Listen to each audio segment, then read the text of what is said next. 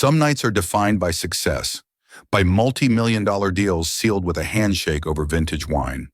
For Alessandro Di Valenti, the titan of Italian couture, tonight was meant to be one of those nights. Instead, it was a catastrophe. In a glittering New York restaurant, his empire teetered on the edge of humiliation, with a deal collapsing thanks to laughably incompetent service. His rage, cold and precise as a stiletto, was about to ruin someone's career. He was a man who commanded perfection, and he was about to unleash a storm. But he never expected the one person standing in his way, a simple waitress with tired eyes, to stop him dead with 4 words spoken in a flawless, aristocratic Italian that hadn't been heard in his family for generations. The air in La Serenissima was thick with the scent of white truffle oil, aged Parmesan, and impending failure. It was a smell Alessandro Di Valenti was entirely unfamiliar with. Seated at the restaurant's most coveted table, a secluded alcove overlooking the frantic ballet of the open kitchen, he felt a vein throbbing at his temple, a telltale sign of a composure stretched to its breaking point. Alessandro was not a man given to public displays of anger. His fury was a far more dangerous thing. It was a quiet, suffocating pressure that froze the air around him, a promise of calculated retribution. At 42, he was the 3rd-generation patriarch of Valenti Couture, a global fashion empire built on the unshakable foundation of Italian craftsmanship and ruthless precision. He didn't just sell clothes, he sold a legacy of perfection. Tonight, that legacy was being tarnished by lukewarm risotto. Across the table, Mr. Thompson and Ms. Davies, the stoic American investors he was attempting to woo for a landmark expansion deal, were doing their best to pretend they hadn't noticed. They were old money from Boston, people who appreciated subtlety, but even they couldn't ignore the cascade of errors that had defined the evening. It had begun with the wine. Alessandro had personally selected a 1998 Gaggia Barbaresco, a wine that spoke of heritage and patience. The young waiter, a boy with more gel in his hair than sense in his head, had presented it clumsily, his thumb smudging the hallowed label. He then proceeded to butcher the cork, leaving fragments floating in the first pour. Alessandro had dismissed him with a glacial stare, requesting a new bottle and a new server. The replacement was a harried-looking woman who seemed to be managing half the restaurant on her own. The appetizers arrived 30 minutes late. Mr. Thompson's vitello tonato was correct, but Ms. Davies, who had requested the burrata, was presented with a plate of calamari. She was allergic to shellfish. Alessandro's smile never faltered, but his eyes, the color of dark espresso, grew harder. He had chosen La Serenissima specifically because its owner, a man he knew from Milan, had sworn it was an authentic slice of Italy in the heart of Manhattan. It was meant to be an extension of the Valenti brand, elegant, exclusive, and flawless. Instead, it was a parody. Now the main course. His own osso buco was passable, but the saffron risotto accompanying it was a gummy, tepid insult to Lombardian cuisine. He watched as Mr. Thompson poked tentatively at his sea bass, which was visibly overcooked. "Everything to your liking, Mr. Di Valenti?" Ms. Davies asked, her voice betraying a hint of pity. "The company is exquisite," Alessandro replied, his voice a low, melodic baritone that could charm or chill with equal ease. "It is a shame the establishment cannot rise to the same standard." He placed his fork and knife together on the plate, a silent, damning judgment. The deal was not dead, but it was wounded. These investors equated competence in all things with competence in business. A man who couldn't even command a good meal might not be the man to entrust with $100 million investment. The humiliation was a physical thing, a tightening in his chest. This wasn't just a bad dinner. It was a reflection on him. He had brought them here. He had vouched for this place. The waitress returned, her face pale and beaded with sweat. "Is everything all right, sir?" she asked, her voice trembling slightly. Her name tag read Daisy. She looked exhausted, her simple black uniform doing little to hide the weariness in her posture. Alessandro didn't look at her. He looked past her, at the chaos in the kitchen, at the manager schmoozing with a table of celebrities, oblivious to the train wreck occurring at the most important table in his restaurant. "No," Alessandro said, the single word landing like a chip of ice. "Nothing is all right. Please have the manager come to my table." Now, the waitress Daisy flinched. He's very busy, sir. Perhaps I can. I do not believe I was offering a suggestion, Alessandro cut in, his voice dropping even lower. The air grew cold. I am the man who is paying for this performance. I will speak to the ringmaster. Mr. Thompson cleared his throat, a signal that the situation was escalating beyond the bounds of professional comfort. Alessandro, perhaps we can just call it a night. But it was too late. The insult was too deep. This wasn't about the food anymore.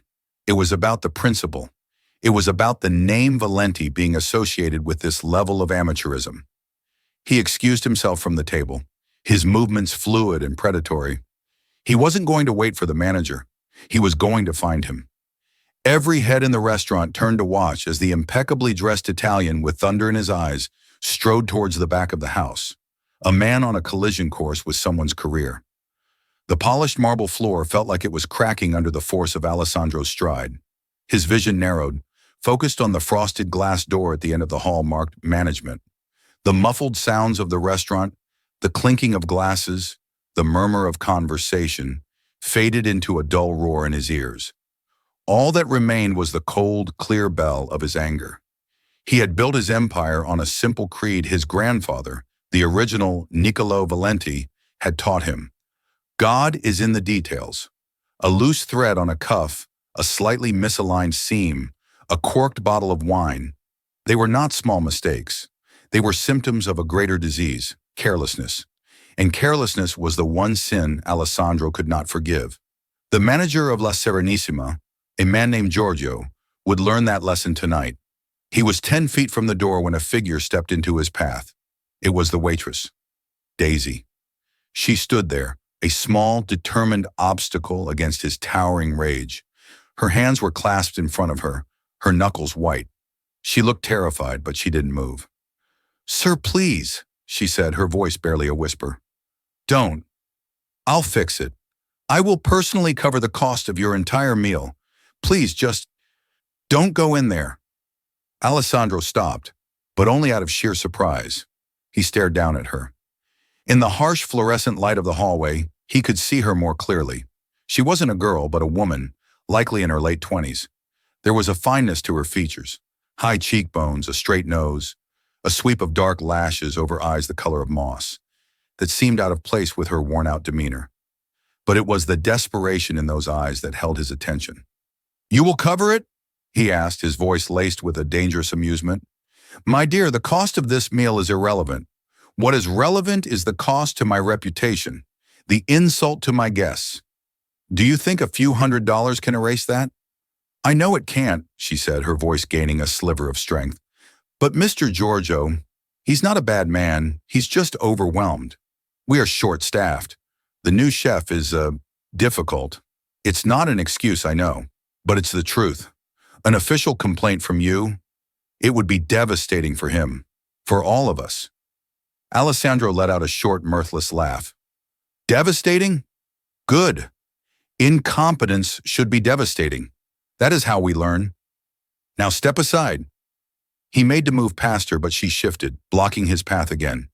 It was an act of such audacious bravery or foolishness that it gave him another moment's pause. "Please, signore," she pleaded, her eyes welling up. "I am begging you." The use of the Italian honorific signore from an American waitress was common in a place like this, a cheap trick to seem authentic. It only annoyed him further. "Do not patronize me with poorly pronounced Italian," he snapped, his patience finally shredding. "You have no idea who I am, and you have no idea the damage you and your circus have caused tonight.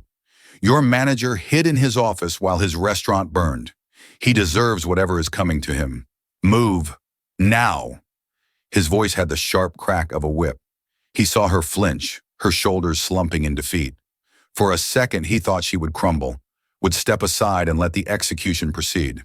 He almost wished she would, but she didn't. She took a deep breath, her chin lifting just a fraction. The terror in her eyes was replaced by something else, something he couldn't quite place. A flicker of defiance, a spark of pride. When she spoke again, her voice was different. The slight, nondescript American accent was gone, stripped away to reveal something else entirely. It was replaced by a pure, crystalline Italian, So perfect and so formal it was like hearing a ghost. It wasn't the functional modern Italian of Rome or Milan. It was the rich melodic cadence of Florence, tinged with an aristocratic precision that was almost archaic. It was the Italian of Dante, of the Medicis, of his own grandmother. Perdoni la mia presunzione, signore, she said, her voice clear and steady, each syllable perfectly formed. Ma l'errore è stato nostro, e la colpa ricade su di me. The words washed over him, and the world seemed to tilt on its axis. Forgive my presumption, sir, but the error was ours, and the fault falls upon me. It wasn't just the words, it was the grammar, the deferential yet dignified tone, the flawless accent that spoke of private tutors and centuries of breeding. It was the kind of Italian one couldn't learn in a class or by watching movies. It had to be lived. It was inherited.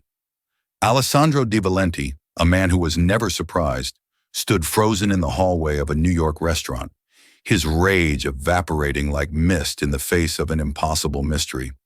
He stared at the waitress, at this Daisy, and saw her for the first time. The tired uniform, the frantic energy, it all fell away. All he could see was the woman who spoke the language of his soul as if it were her own. His anger was gone. In its place was a single burning question. Who in God's name are you? The silence in the hallway was absolute. Alessandro felt as if a switch had been flipped inside him, the blinding white light of his anger instantly replaced by the focused, analytical beam of his curiosity.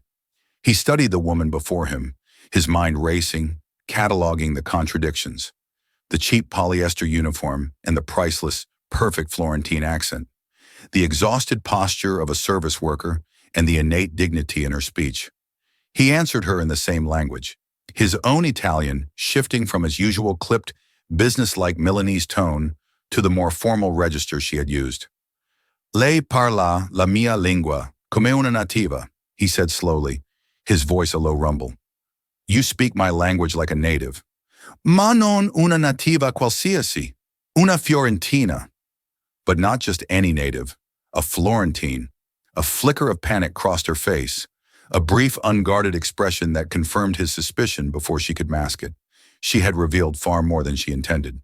I studied, she stammered, reverting to English, in college, a semester abroad. Alessandro smiled, a thin, knowing smile that did not reach his eyes.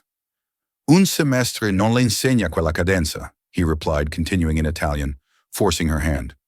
A semester does not teach you that cadence. That is the accent of the old families, of the hills of Fiesole, not of a university classroom. He watched her struggle, a war playing out behind her moss-green eyes. She was trapped. To continue speaking English would be a blatant admission of her deception. To continue in Italian would be to reveal more of herself. She chose the latter, her voice now quiet and resigned. Lei ha un orecchio molto fine, signore. You have a very fine ear, sir. Ho un orecchio per l'autenticità, he corrected her gently. I have an ear for authenticity. It is my business. He took a small step closer, not to intimidate, but to lower his voice, creating a pocket of intimacy in the sterile hallway. E lei, signorina? Lei è la cosa più autenticamente italiana che ho incontrato in questa città, il che rende la sua attuale professione un mistero affascinante. And you, miss, you are the most authentically Italian thing I have encountered in this city, which makes your current profession a fascinating mystery. Her name tag said Daisy. It was a beautiful name, but it felt incomplete, an alias. Who are you? He asked, switching back to English, the question direct and stripped of all pretense. She lowered her gaze to the scuffed toes of her black shoes. My name is Daisy Vance. I am a waitress, and I am the one who mixed up the orders tonight. I confused table 7 with yours. The calamari was for them. Ms. Davies' burrata went to a man who thought he'd won the lottery. The delay with the appetizers was my fault. I take full responsibility. It was a well-rehearsed confession, but he waved it away with an impatient flick of his wrist. I no longer care about the calamari. I care about the woman who stood up to me in the dialect of the Tuscan nobility to defend a hapless manager. People like you are not waitresses. So I ask you again, Daisy Vance, Who are you? She remained silent, her jaw tight. She was a vault, but Alessandro was a master locksmith. Very well, he said, changing tactics. He pulled a slim, platinum business card case from the inner pocket of his tailored Brioni jacket. He extracted a card and held it out to her. This disaster of a dinner has cost me something far more valuable than money. It has cost me face. My investors are leaving tomorrow morning for Tokyo. I have one chance to salvage this. A breakfast meeting at 8 a.m. at the Carlyle. My usual translator is in Milan with the flu. He paused, letting his words hang in the air. I require a translator, someone who understands not just the words but the nuance, the culture, someone who can speak to my heritage, my commitment to quality, in a way that will resonate with them. I need someone who is, for lack of a better word, authentic. Her eyes lifted from the floor and met his. She understood immediately. You're offering me a job? She asked, incredulous. I am offering you a lifeline, he corrected. A one-time engagement. 8 a.m. tomorrow. You will be compensated handsomely for your time. More than you make here in a month. All you have to do is show up and be the Florentine woman you are so desperately trying to hide. It was a test. A gamble. He was dangling the key to her cage, wanting to see if she would dare to take it. He saw the calculation in her eyes, the risk of exposure versus the promise of escape, even for a few hours from the drudgery of her current life. He also knew she needed the money. The worn-out shoes, the faded uniform, the deep-seated exhaustion in her face. They told a story of struggle. Slowly, as if it might burn her, she reached out and took the card. Her fingers were slender and elegant, but her nails were short and unpolished, the hands of someone who worked. The Carlyle, 8 a.m., she repeated, her voice barely a whisper. She looked at the embossed crest on the card. Valenti, Milano.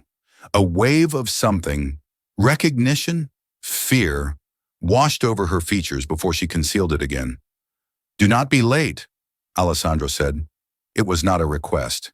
He turned without another word and walked back towards his table, the confrontation with the manager forgotten, replaced by a far more compelling puzzle.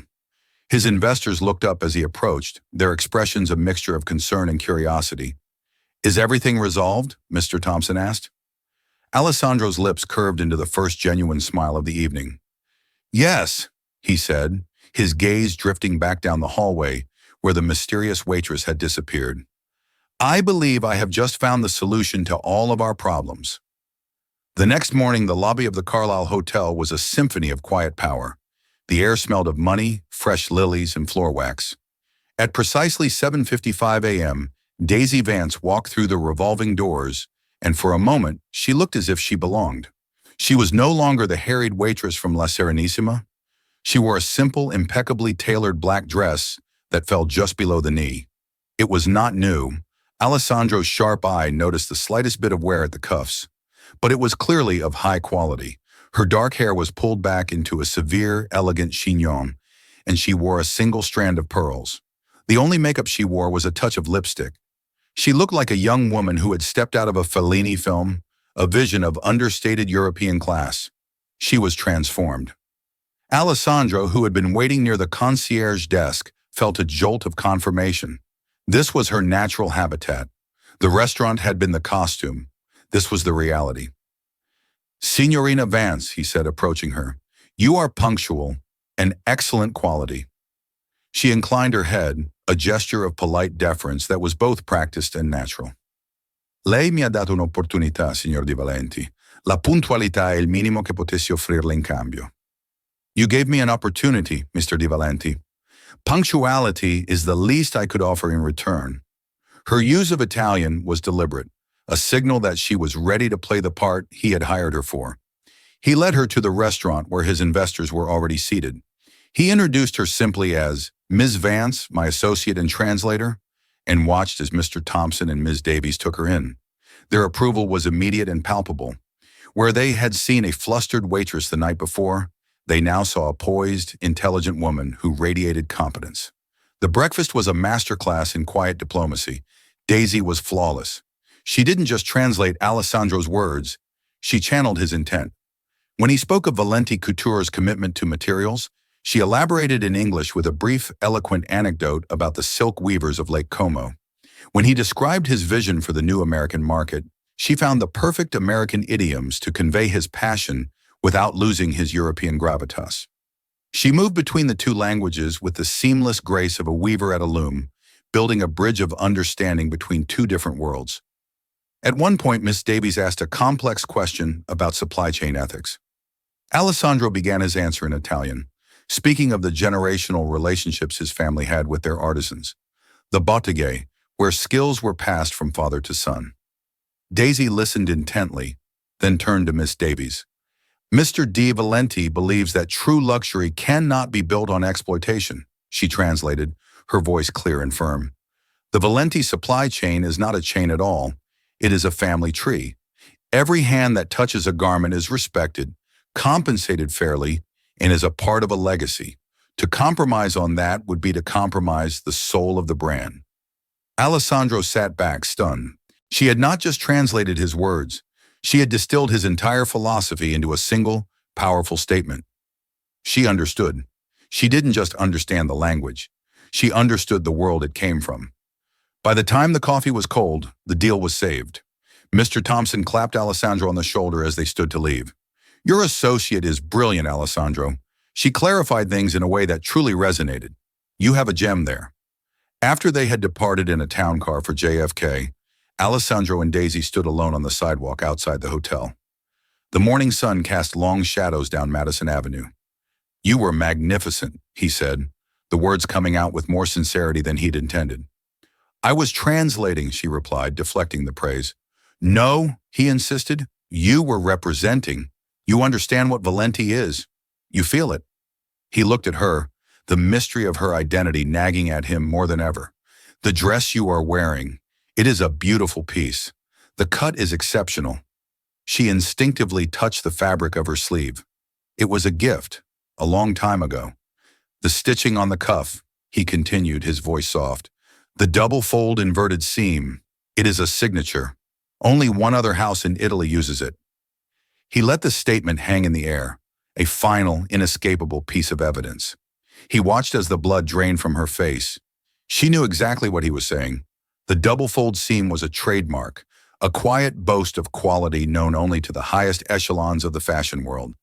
It was the signature of Valenti Couture's oldest and most bitter rival, Rossellini. The House of Rossellini from Florence, he said, his voice flat, founded by Niccolò Rossellini, a brilliant but ruthless man, a man my grandfather despised. He held her gaze, the puzzle pieces clicking into place with cold, hard certainty. You are not Daisy Vance. Vance is your mother's maiden name, perhaps? An anglicized version of something else? It doesn't matter. What matters is that I know what you are. You are a Rossellini. She didn't deny it. She couldn't. She simply stood there on the bustling New York sidewalk, her carefully constructed new life shattered by the one man on earth who was uniquely equipped to see through her disguise. Why, he asked, the question laced with 1,000 others. Why is the heiress to the Rossellini fortune serving calamari in a second-rate restaurant in Manhattan? Her composure finally broke. A single tear traced a path down her cheek. Because, she whispered, her voice choked with a pain that was clearly real and profound. It is better than the gilded cage he built for me. The story, when it came, was not a flood, but a slow, painful trickle.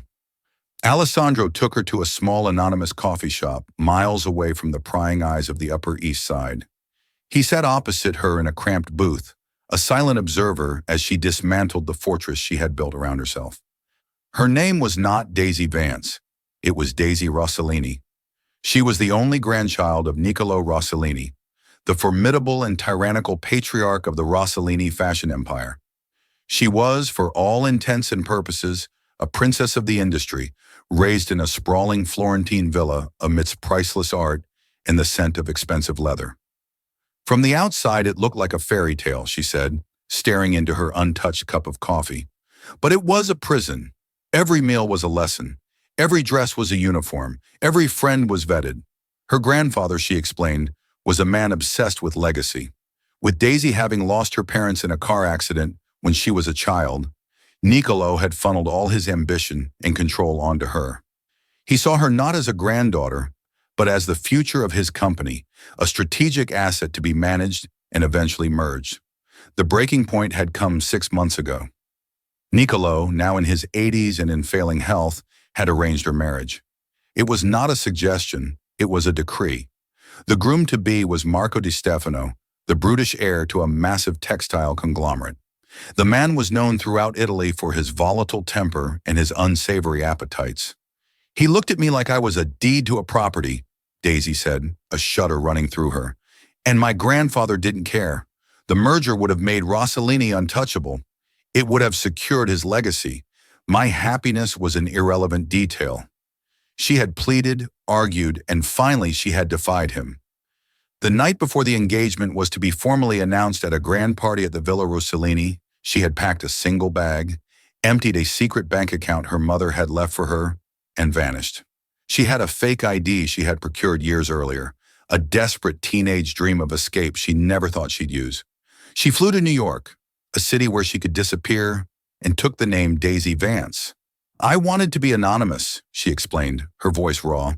I wanted a life where my worth wasn't tied to my last name. I wanted to be tired from working, not from pretending, serving tables. It was honest. It was real. No one knew me. No one wanted anything from me.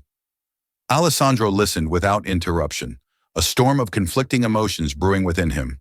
The Rossellinis were the enemy. Niccolo Rossellini had nearly ruined his own grandfather 60 years ago in a ruthless patent dispute over a new weaving technique. The feud between their families was the stuff of industry legend, a Cold War fought on runways and in boardrooms for decades. This woman, this Daisy, was supposed to be his rival. But as he listened to her story, he felt no sense of triumph. He saw no enemy. He saw a young woman who had been suffocated by the same world of legacy and expectation that he navigated every day. He, too, had felt the immense pressure of his name, the weight of his grandfather's shadow. The difference was, he had been trained to embrace it, to wield it as a weapon. She had only wanted to escape it. Your grandfather must be looking for you, he stated. It wasn't a question. She nodded grimly. He has private investigators everywhere. Every day I wake up expecting to see one of his men waiting outside my apartment. That's why I panicked last night. When you looked at me, you have the same authority he does. I thought for a moment you were one of them. It was a chilling thought. He, Alessandro Di Valenti, mistaken for a common thug in the employ of Niccolo Rossellini. Yet he understood. They were cut from the same cloth, these patriarchs. And what now, he asked. You can't be a waitress forever. They will find you. I don't know, she whispered, looking helpless for the first time.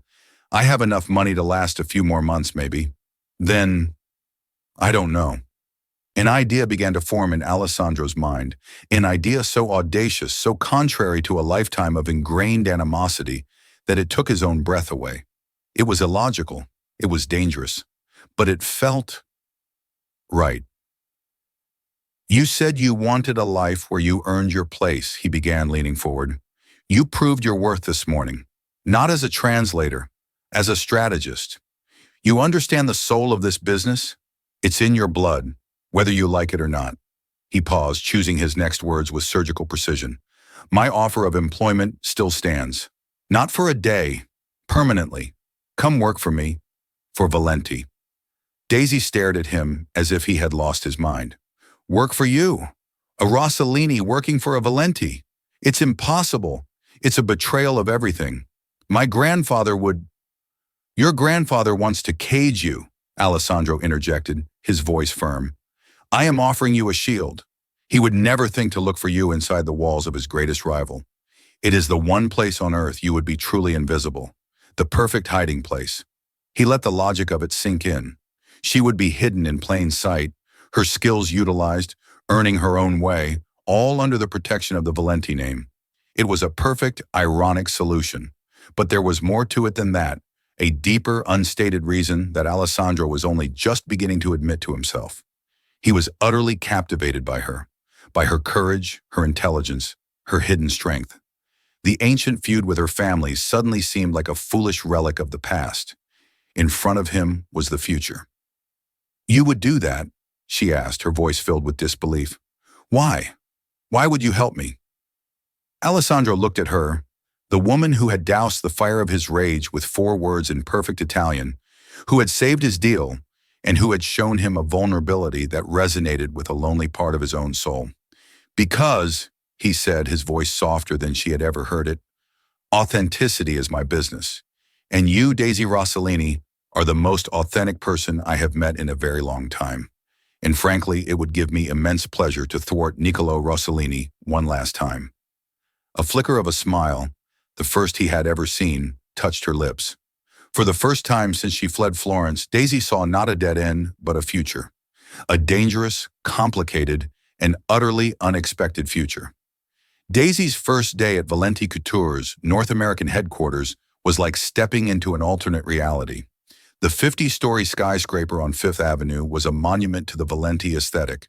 Sleek lines of black marble, cool chrome, and vast panes of glass that offered godlike views of Central Park. The air was perfumed with a custom scent, a blend of leather and bergamot that whispered of exclusivity. It was a world away from the smell of stale beer and fried calamari at La Serenissima. It was also terrifyingly familiar. Alessandro introduced her to his executive team as Daisy Vance, a specialist consultant in brand strategy with a deep understanding of the European market. The lie was smooth and plausible. Her performance at the breakfast meeting had already become the stuff of office legend. No one questioned it. No one, that is, except Sofia Romano. Sofia was Alessandro's chief operating officer, a fiercely intelligent woman with silver hair cut in a sharp bob and an unwavering loyalty to the Valenti family. She had been Alessandro's mentor when he first took over the company, and she saw everything. She greeted Daisy with a polite but cool smile, her analytical eyes missing nothing. "Ms. Vance," Sofia had said, her tone professional but laced with steel, "your Italian is remarkable. Where did you say you studied?" "Florence," Daisy replied, her heart pounding. It was the truth, just not the whole truth. Sofia's smile didn't waver. "Of course. Only the Florentines are so proud of their perfect diction." It was a warning shot. Sofia was suspicious.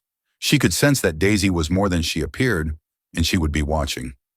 Alessandro gave Daisy an office next to his own, a glass-walled space that felt more like a cage than a sanctuary. Her first task was to analyze the marketing campaign for the upcoming fall collection. As she immersed herself in the work, something remarkable happened. The part of her she had tried to suppress for so long, the Rossellini part, began to emerge. She had an instinctive understanding of the fabrics, a natural eye for silhouette and color. She could look at a design sketch and immediately identify its strengths and weaknesses. She could read a market report and see the story between the numbers. This world was her native language, and she had been starving herself of it. One afternoon, she was reviewing the lookbook for the new collection when she found a flaw. A series of evening gowns, the centerpiece of the collection, used a particular type of Venetian lace. She walked into Alessandro's office without knocking. He was on the phone speaking in rapid-fire Italian. He saw the look on her face, murmured a quick goodbye, and hung up. "What is it?" he asked. "The lace," she said, pointing to a photograph. "It's beautiful, but it won't hold. The weave is too delicate for the weight of the beading. After a few hours of wear, especially under hot lights, it will start to sag. By the end of an evening, the silhouette will be ruined." Alessandro frowned, pulling up the supplier specifications on his computer. "Our master tailor approved it. He said the tension tests were excellent." "The tests are done on machines, in a controlled climate," Daisy countered, her passion overriding her caution. "They don't account for body heat, for movement, for perspiration. My grandfather—" She stopped herself, catching the slip. "Go on," Alessandro urged, his eyes intent. "Your grandfather what?" "My grandfather," she continued, taking a breath, "faced this exact problem with a collection in 2016. He used a similar lace. It was a disaster.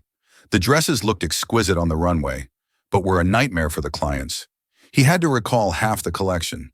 He called it his Venetian folly." There was a moment of charged silence. She had just used her intimate knowledge of a Rossellini failure to save a Valenti collection. It was the ultimate act of treason. Alessandro stared at her, a slow, appreciative smile spreading across his face. "This is why I hired you," he said softly. He picked up his phone and dialed his head designer in Milan. "Marco, it's Alessandro. We have a problem with the lace on the evening gowns." In that moment, the dynamic between them shifted. She was no longer just a woman he was protecting. She was an asset, a secret weapon. He began to include her in everything: design meetings, financial strategy sessions, even confidential discussions about corporate acquisitions. They developed a rhythm, a shorthand, their minds working in sync. The rivalry that had defined their families for generations was being transmuted into a powerful, unspoken partnership. Their late nights at the office became more frequent, fueled by coffee and a shared obsession with perfection. They would argue fiercely over the shade of a color or the placement of a seam, and in those arguments, Daisy felt a sense of belonging she had never known. She was being seen, truly seen, for her mind, for her talent, not for her name. But the ghost of her past was never far. One evening, as they were packing up, Alessandro's private line rang. His face hardened as he listened. "I see," he said, his voice grim.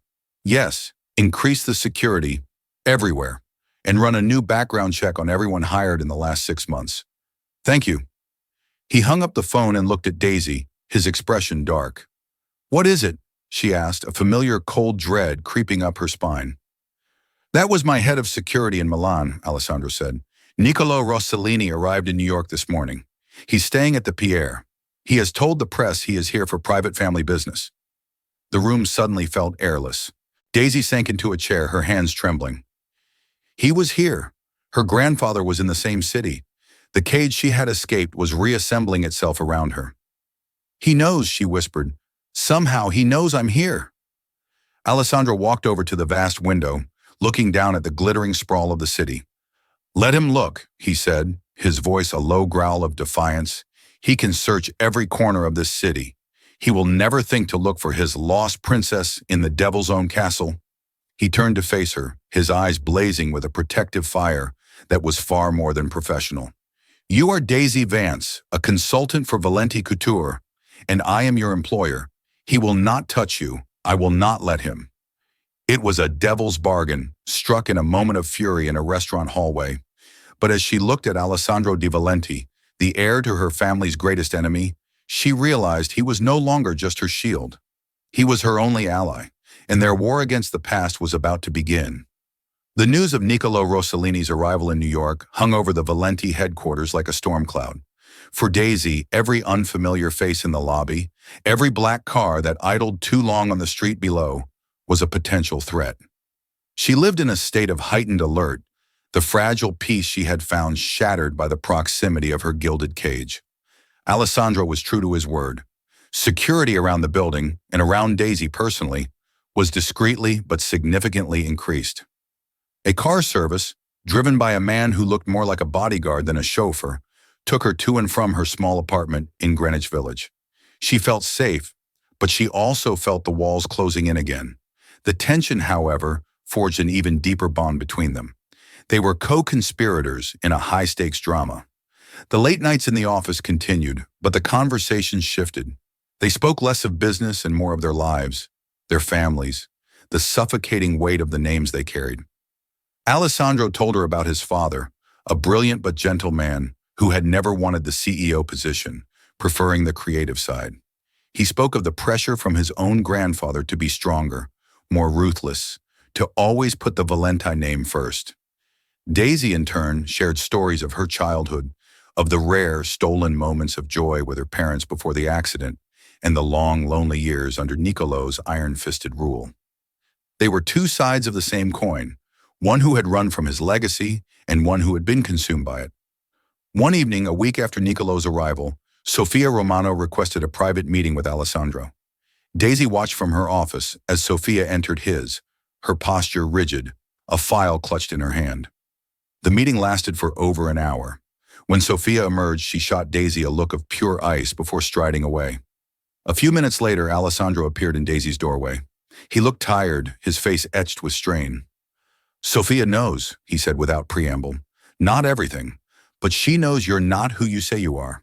She ran her own deep background check, found the dead ends, the inconsistencies. She thinks you're a corporate spy, a Rossellini plant sent to steal our designs and ruin the company from within. Daisy's blood ran cold. And you? What did you tell her? I told her she was right about one thing, Alessandro said, walking into her office and shutting the door behind him. You are a Rossellini. Then I told her the truth, all of it. Daisy was speechless. You trusted her with that? I trust Sophia with my life, he said simply, but she is loyal to Valenti above all else. She has given me an ultimatum. You go, or she does. She says your presence here is a risk we cannot afford. A ticking bomb. The words hit Daisy like a physical blow. She had known this couldn't last. She was a liability, a danger to the man who had shown her more kindness than she had ever known. She's right, Daisy said, her voice hollow. I should leave. I'll go tonight. Disappear again. It's the only way to protect you, to protect Valenti. No, Alessandro said, his voice firm. He crossed the room and stood before her, so close she could feel the heat radiating from him. Sophia is wrong. You are not a risk. You are our greatest asset, and I will not have you run again. He reached out and took her hand. His touch sent a shockwave through her. This is not just about protecting you from your grandfather anymore, Daisy. This is about building something new, together. Before she could process his words, his personal assistant buzzed through on the intercom, her voice tight with panic. Mr. Di Valenti, you need to come to the lobby, now. It's Niccolo Rossellini. He's here. The world stopped. The lion was not just at the gate, he was inside the castle. Alessandro's hand tightened on hers. He looked into her eyes, and in them, she saw not fear, but a cold, hard resolve. Stay here, he commanded. Lock the door. Do not open it for anyone but me. He turned and strode out of the office, his back straight, a king going to face his rival. Daisy rushed to the door, locking it, her heart hammering against her ribs. She hurried to the glass wall of her office that overlooked the main entrance hall 50 floors below. Down in the black marble expanse, she could see him, a small, frail-looking old man in a perfectly tailored cashmere coat, leaning on a silver-headed cane.